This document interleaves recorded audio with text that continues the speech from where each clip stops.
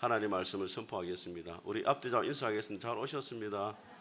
은혜 받으시기 바랍니다. 한 주간 잘 지내셨습니까? 오늘도 하나님 우리 아버지와 주 예수 그리스도로부터 은혜와 평강의 복이 여러분 가운데 함께 할 수 있기를 주님의 이름으로 축복합니다. 지난주에 우리가 이제 영적 전쟁에 대한 말씀을 들었습니다. 성령 충만하려면 영적 전쟁에 승리해야 된다.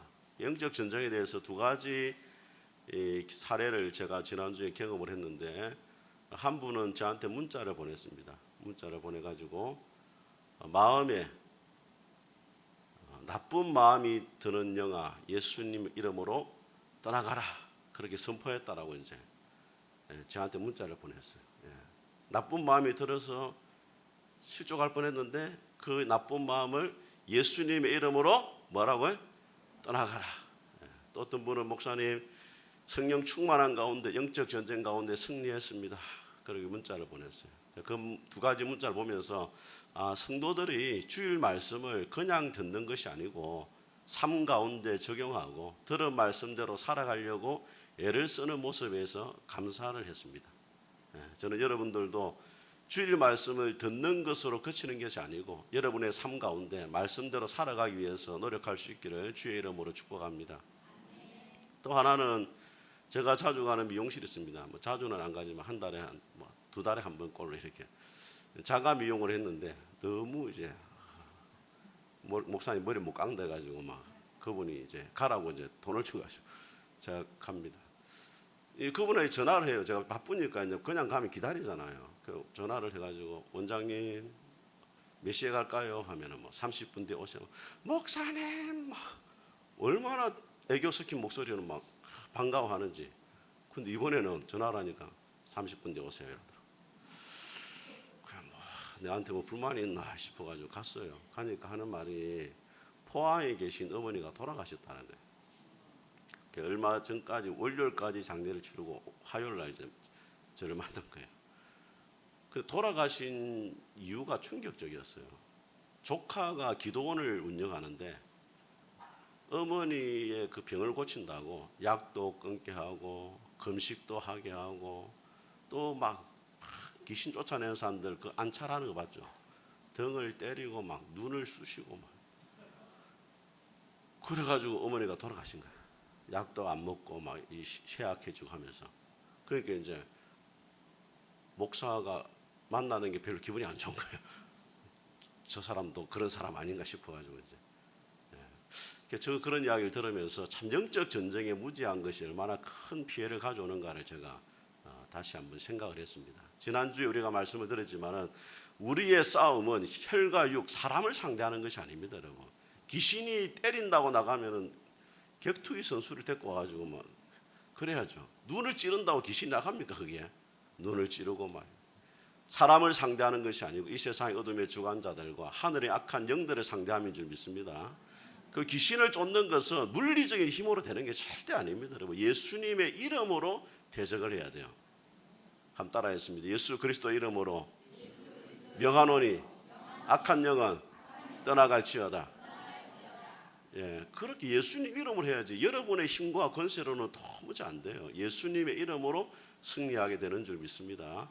자, 오늘 이 본문의 말씀은 영적 전쟁 가운데 승리하기 위해서 하나님의 전신갑주를 입어야 된다, 그렇게 이야기를 하고 있습니다. 오늘 세 가지 말씀 우리가 살펴보도록 하겠습니다. 첫 번째로 진리로 허리띠를 띠어라, 그렇게 말씀합니다. 우리 14절 말씀 같이 읽어보겠습니다. 14절 시작. 그런즉 서서 진리로 너희 허리띠를 띠고 의의 호심경을 붙이고.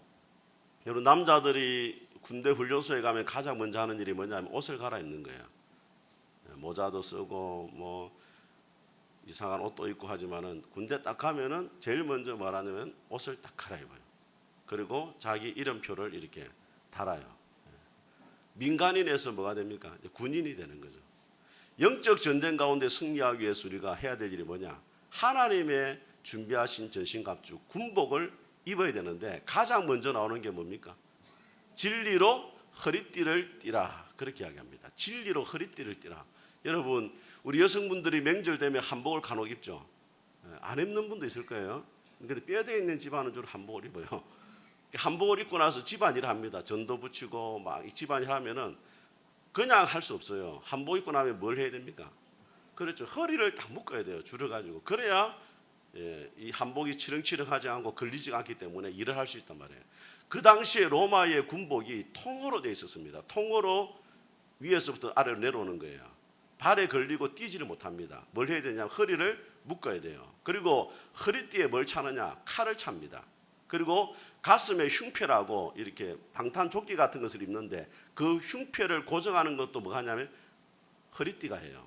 그래서 가장 먼저 전쟁에 나가기 위해서 뭘 해야 되느냐? 허리띠를 매야 되는데 그 허리띠가 무슨 허리띠? 진리의 허리띠를 매라 이렇게 말합니다. 왜 진리로 허리띠를 매야 되느냐? 여러분, 사탄이 영적 전쟁 가운데 우리를 공격하는 가장 다수로 공격하는 것이 뭐냐면 거짓으로 우리를 공격합니다. 창세기 3장을 보게 되어지면은 사탄이 하와에게 다가와 가지고 하는 말이 뭐예요? 하나님이 참으로 동산 모든 나무 열매를 먹지 말라 하시더냐? 이것은 단순한 질문이 아니고 하나님의 말씀을 흔드는 것이고 하나님의 선하심을 의심하게 만드는 거예요. 하나님이 진짜 선하신 분이고 좋으신 분이라면 왜 너에게 모든 것을 다 먹도록 허락하지 않았고 동산 나무 열매를 먹지 못하고 했느냐? 하나님이 그것을 자제하도록 하신 분이 보니까 너를 사랑하는 분이 아니다라고 의심하게 만든 거예요. 그때 하와가 뭐라 말합니까? 동산 모든 나무 열매는 먹을 수 있지만 동산 중앙에 있는 선악을 알게 하는 나무 열매는 너희가 먹지도 말고 만지지도 말라 하더라. 하나님은 먹지 말라 했거든요. 근데 하와가 뭐래요? 만지도 말라. 약간 여장들이 히스테리 만지도 말라 하더라. 막 이렇게 한 거에 기분이 나빠가지고. 그때 사탄이 뭐라 말합니까? 이 나무를 먹고 결코 죽지 아니하고 너희가 하나님과 같이 될 거다. 하나님은 동산 중앙에 있는 선악을 알게 한 나무 열매를 먹으면 반드시 죽는다 했어요. 사탄은 뭐라고 해요? 결코 죽지 않는다. 하나님은 진리를 말했는데 사탄은 거짓을 이야기한 거예요. 결국 어떻게 됐습니까? 하와가 선악과를 먹고 타락을 하게 되어지죠. 에덴 동산에서 쫓겨나게 되어집니다. 그래서 사탄이 우리를 공격하는 첫 번째가 뭐냐면 거짓으로 계속 공격한다는 거예요. 지금도 마찬가지입니다. 여러분에게 계속 거짓을 속삭입니다. 여러분들이 세상 일로 염려하고 있을 때 사탄이 찾아옵니다. 하나님이 너를 도와주지 않는다. 근데 진리는 뭐라 말합니까? 너희 염려를 다 주께 맡기라. 이는 그가 너희를 돌보심이라. 하나님 우리를 돌보시는 줄 믿습니다. 고난 중에 있을 때 사탄 우리를 찾아옵니다. 하나님이 너를 버리셨다. 근데 성경은 말합니다.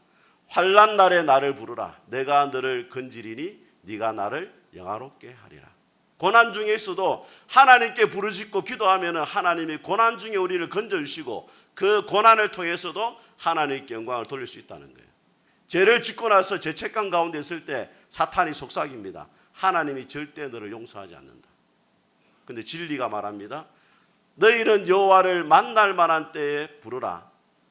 악인은 그 길을, 불의한 자는 그 생각을 버리고 여호와께 돌아오라. 그리하면 그가 긍휼히 여기시리라. 우리 하나님께로 돌아오라. 그가 너그럽게 용서하시리라. 사탄은 우리가 죄를 지을 때 너를 용서하지 않는다 말했지만은 진리는 하나님께로 돌아오기만 하면 용서해 주신다. 그렇게 말씀하는 거예요. 그래서 여러분, 사탄 우리를 거짓으로 공격할 때마다 뭘 붙잡아야 되느냐? 하나님의 진리를 붙잡는 거예요. 이게 진리로 허리띠를 딱 띠는 거예요. 거기서 멈춰서는 안 되고 요한복음 14장 6절에 보니까 내가 곧 길이요 진리요 생명이니 나로 말미암지 않고는 아버지께로 올 자가 없느니라. 예수님이 뭐라고요? 진리입니다. 진리. 그러니까 진리로 허리띠를 띈다는 것은 성경 지식을 머릿속에 많이 집어넣는 게 아니고 진리 대신 예수님을 붙잡는 거예요. 여러분, 아이들이 어두운 길을 아빠와 함께 걸어갈 때 우리 아빠는 나를 사랑하고 우리 아빠는 힘이 세고 우리 아빠는 나를 도와준다는 지식을 가지는 건 중요하지만 더 중요한 것은 아빠의 손을 꽉 잡는 거예요. 예수님이 진리라는 것을 아는 것보다 더 중요한 것은 진리 대신 예수님을 꽉 붙잡는 거예요. 이걸 요한복음 15장은 뭐라고 말하느냐? 나는 포도나무요 너희는 가지니 그가 내 안에 내가 그 안에 있으면 이 사람은 많은 열매를 맺나니 나를 떠나서는 너희가 아무것도 할 수 없습니다. 저는 이 말씀에 큰 은혜를 이 청년 시절에 받았어요. 주님을 떠나서는 아무것도 할 수 없구나. 왜? 청년 시절에 제가 말씀대로 살려고 억수로 노력했어요. 거룩하게 살려고 노력하고 죄를 안 지으려고 노력하고 세상 친구들처럼 휩쓸려 가지 않으려고 노력하고 그때 여러분 제가 대학생 시절에 나온 게 뭐냐면 노래 연습장에 나왔어요. 나는 가수들이 연습하러 가는 줄 알았어요. 가수가 되기 전에 연습하러 가는 데가 노래 연습장인 줄 알았어요. 그 알고 보니 거기 노래방이더라고. 가서 막 세상 노래 막 부르고 막 하는 거예요. 그래서 신학생들이 막 가는 걸 봤어요. 자, 속으로 지금 마귀 새끼들 주님을 찬양해도 모자란 시간에 저 가서 막 부른다고. 예, 그렇게 열심히 말씀대로 살려고 했는데 넘어지는 거예요. 계속 넘어지는 거예요. 근데 요한복음 15장에 해답이 있었습니다. 나는 포도나무요 너희는 가지니 그가 내 안에 내가 그 안에 있으면 이 사람은 많은 열매를 맺나니 나를 떠나서는 너희가 아무것도 할 수 없다. 핵심은 뭐냐? 여러분 포도나무 가지가 포도를 맺으려고 노력하지 않습니다. 밤새 애를 쓰는 게 아니에요. 포도나무에 붙어 있으면 절로 수분이 올라오고 영양분이 공급돼 가지고 절로 열매를 맺게 되어집니다. 우리가 하나님 앞에 결심한다고 되는 게 아니고 포도나무 대신 주님께 딱 붙어 있어야 돼요. 진리 대신 주님께 붙어 있을 때 진리 가운데 우리가 승리하게 되는 줄 믿습니다. 저는 우리 푸른숲교회 모든 성도들이 진리의 말씀을 붙잡고 진리 대신 예수님께 붙어 있을 길을 주의 이름으로 축복합니다.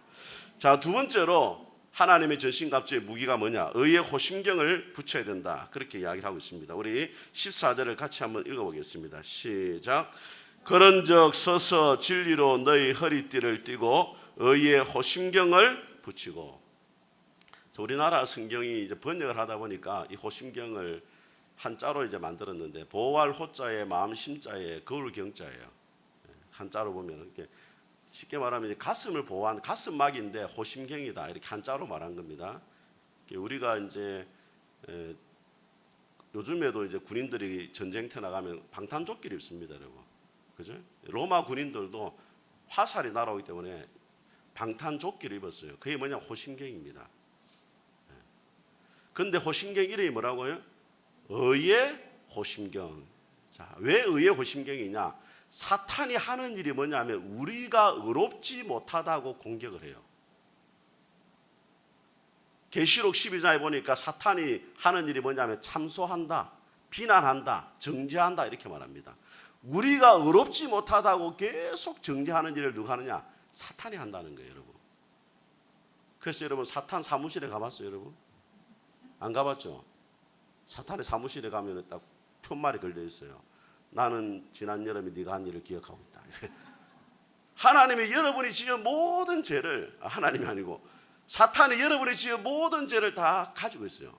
그리고 여러분이 하나님 앞에 기도하려고 하고 하나님 앞에 도움을 구하려고 하면 딱 찾아옵니다. 여러분이 주여하고 기도하려고 하잖아요. 사탄이 찾아와요. 니도 좀 양심이 있어라, 양심이. 니 어제 그렇게 아내한테 헬기를 부리고 열을 내고 하더니 어떻게 하나님 앞에 그런 잘못을 하고도 지금 기도하러 왔노? 니 지난주 성경도 안 읽었잖아. 한 번도 성경도 안 읽고 생명의 삶도 그대로 있고 그러면서 네 어려울 때면 찾아와가지고 하나님 도와달라고. 하나님 도와주겠나니? 양심이 좀 있어라. 사탄이 막 이렇게 뭐합니까? 의롭지 못하다고 정죄한단 말이에요. 그때 사탄의 말에 귀를 기울이면 안 됩니다. 그러면 우리가 주저앉아 버리는 거예요. 그때 뭘 해야 되느냐? 의에 뭘 붙이라? 호심경을 붙인다는 말이에요. 이 의의 호심경은 뭐냐? 나의 행위가 아니고 하나님이 예수님 안에서 나를 의롭다 하셨다는 것을 붙잡아야 된단 말이에요. 여러분은 절대로 어려운 사람들이 아니에요. 그런데 하나님이 예수님 안에서 우리를 어렵게 하셨다.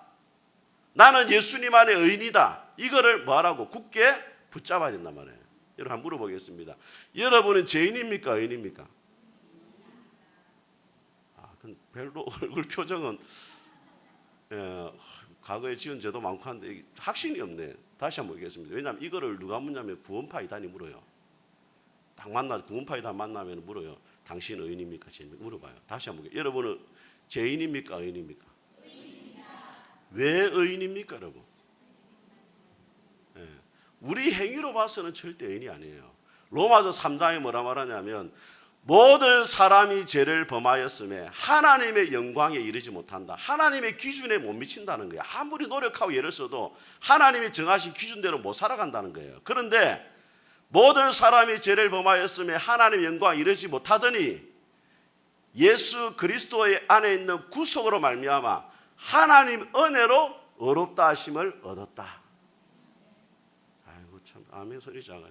하나님의 은혜로 의롭다 하심을 얻었다.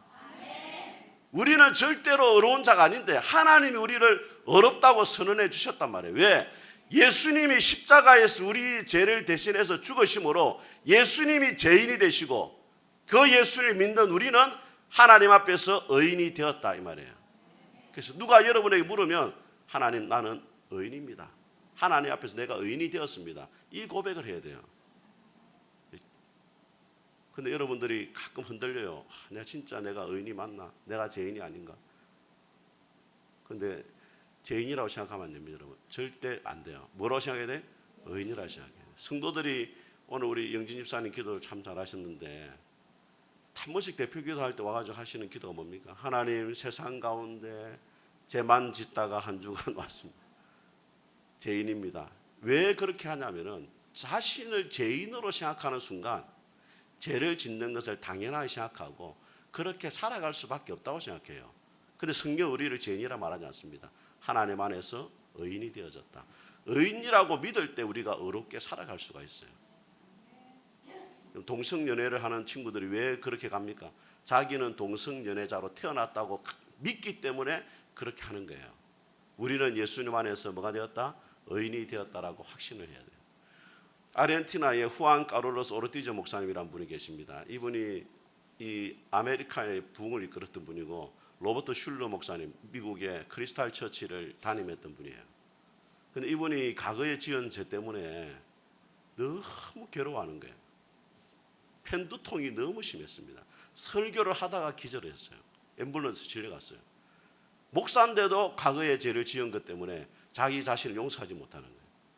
그 편두통으로 고생을 했는데 어느 날 성경을 보다가 요한일서 1장 9절 말씀을 봤습니다. 만일 우리가 우리 죄를 자백하면 그는 미쁘시고 의로우사 우리 죄를 사하시며 모든 불의에서 우리를 깨끗하게 하실 것이요. 모든 죄를 사하신다는 말씀을 딱 받았을 때 마음의 위로가 탁 되었어요. 그리고 음성이 들려왔어요. 하나님 말씀하십니다. 내가 너를 용서했는데 네가 왜 너를 용서하지 못하느냐. 그때 마음의 무거운 짐이 탁 내려졌어요. 3주 뒤에 편두통이 완전히 사라졌어요. 우리 성도들이 문제가 뭐냐면 하나님이 다 용서하셨는데도 과거의 죄를 스스로가 용서를 못하는 거예요. 그래서 여러분 실제로 예수님 믿는 사람들이 더 마음의 평안을 못 누리는 경우가 많습니다. 왜? 양심이 살아나니까. 과거에 지은 죄에 계속 매이는 거예요. 제가 예전에 마산에 있을 때도 성경 공부반을 만들어서 이렇게 하게 되었었는데 한 남자분이 저를 찾아왔어요. 마치고 목사님, 그때 목사님이잖아요. 내가 과거에 이런 죄를 지었는데 하나님이 나를 용서하셨을까요? 그렇게 묻는 거예요. 그래서 스가랴 3장 말씀을 딱 펼쳤어요. 스가랴 말씀에 보면은 대제사장 요수아가 죄를 지어가지고 하나님 앞에 있고 사탄이 막 고소를 하거든요. 네가 그런 죄를 짓고도 대제사장이 될 수 있느냐? 근데 하나님이 뭐라 말하자면 더러운 옷을 벗겨라 이렇게. 그리고 새 옷을 입혀주고 머리에 뭘 씌우냐면 간을 딱 씌워줘요. 죄도 용서해주고 대제사장으로서 일할 수 있도록 자리도 다시 찾아주는 거예요. 그러니까 얼굴이 확 밝아져가지고 돌아가더라고요. 여러분 하나님 우리를 용서하지 못할 죄가 없는 줄 믿습니다. 여러분 사도 바울을 한번 생각해 보세요. 사도 바울이 어떤 사람이었습니까? 과거에 예수님 믿는 사람들을 잡아서 죽이는 일에 앞장섰던 사람이 사도 바울이에요. 스데반 집사님을 죽일 때도 돌로 쳐 죽일 때도 그 일에 참여했던 사람이 사도 바울입니다. 근데 사도 바울은 예수님 믿고 돌아섰잖아요. 사탄이 얼마나 바울을 정죄했겠습니까? 네가 예수님 믿는 것까지는 이해가 되는데 과거에 네가 예수님 믿는 사람들을 죽이고 교회를 없애려고 했던 사람인데 어떻게 네가 사도가 될 수 있느냐? 그런데 로마서 8장에 바울이 이렇게 말합니다. 하나님이 의롭다 하신 일을 누가 정죄하리요? 로마서 8장 말씀입니다. 한번 따라하겠습니다. 하나님이 의롭다 하신 일을 누가 정죄하리요? 바울이 그 말씀을 쫙 붙잡았어요. 내가 과거에 문제가 많았지만 교회를 핍박했지만 하나님이 나를 의롭다 하셨는데 누가 나를 정죄할 수 있겠느냐. 그래서 여러분들이 간혹 죄를 짓고 실수하더라도 이렇게 말하세요. 하나님, 내가 이렇게 부족하고 죄가 많은데도 예수님의 피로 내 모든 죄를 용서하시고 의롭다 하시니 하나님 감사합니다. 감사를 하세요. 감사를. 과거의 죄 때문에 너무 계속 회개도 필요하지만은 더 나아가서 하나님, 내가 이렇게 부족한데도 나를 하나님의 자녀로 삼아주시니 하나님 감사합니다.